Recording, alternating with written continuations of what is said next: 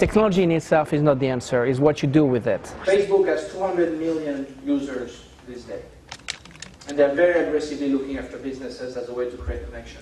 Most businesses today have to face with a workforce that is the most diverse than it has ever been. What we see, Gen Xers, Boomers, as just a tool. This is a central tenet on how they actually allocate their time to interact with other people. And interact they do.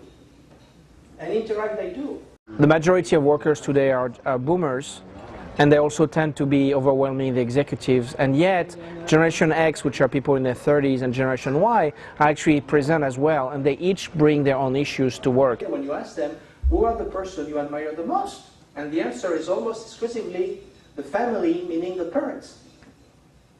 There is a reason, folks, they're staying with you, with us, until the age 25, 26, 27, 28, 29, stop me whenever you want, 30, 31, 32. I know a 33 years old still living with a parent.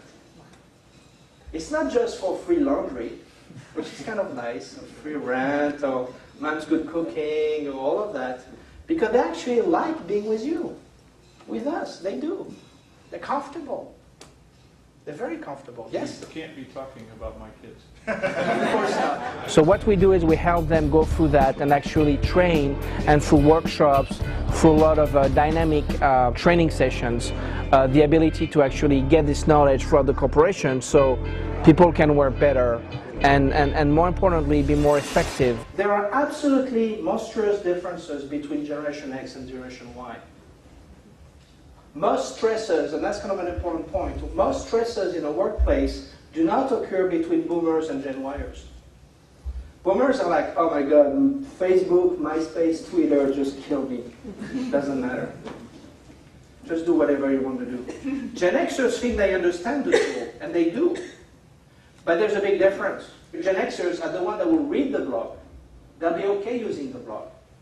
But Gen Yers are the ones that will actually create the blogs or the tweets. They are the ones that will give their opinion whether people want to hear it or not. It's irrelevant. Opinion has to be given. Traditional way of doing business is basically being challenged today. And those tools help businesses grow faster and better. They just need to be very, very worried about the success of the day, the soup du jour.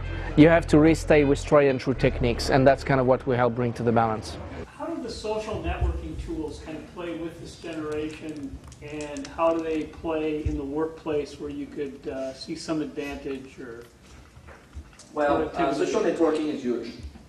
There's no question about it. It's really getting mainstream now. In the last 9 months, more people over 30 years old have signed up with a new Facebook account.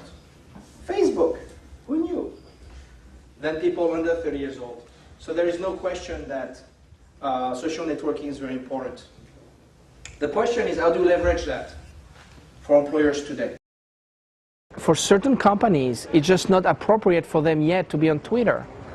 For other companies, it's actually the start of a business plan and a business model that will actually make a difference, and at the end of the day, generate revenue.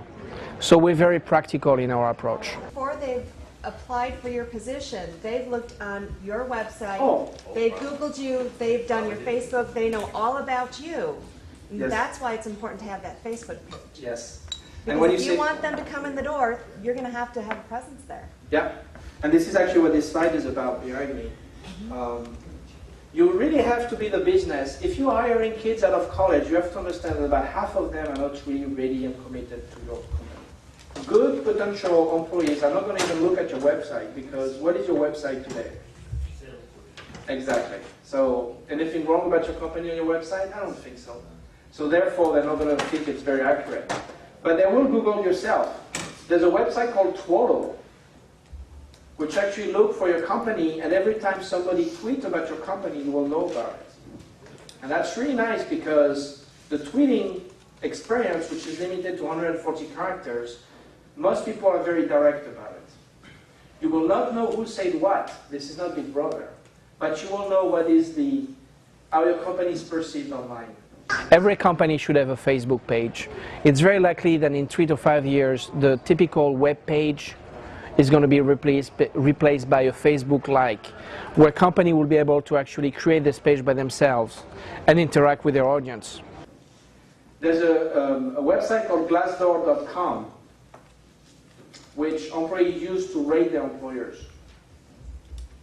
And it's important that you do that research first, so you can clean up your online act to make sure that your company is attractive to potential hiring. It's maddening when you think about it, because what you need to do before was just sending out an ad and people will respond. Well, now you have to do a bit more than that. As far as 6 months ago, Visa created a business network on Facebook. That gives you an idea that this is really a network that is gaining ground. Not just for the novelty that has been wearing off, but as a new way for people to interact with each other. The next generation, we don't know that yet. It's not yet to be named. I'll send you, I'll tweet you when it happens.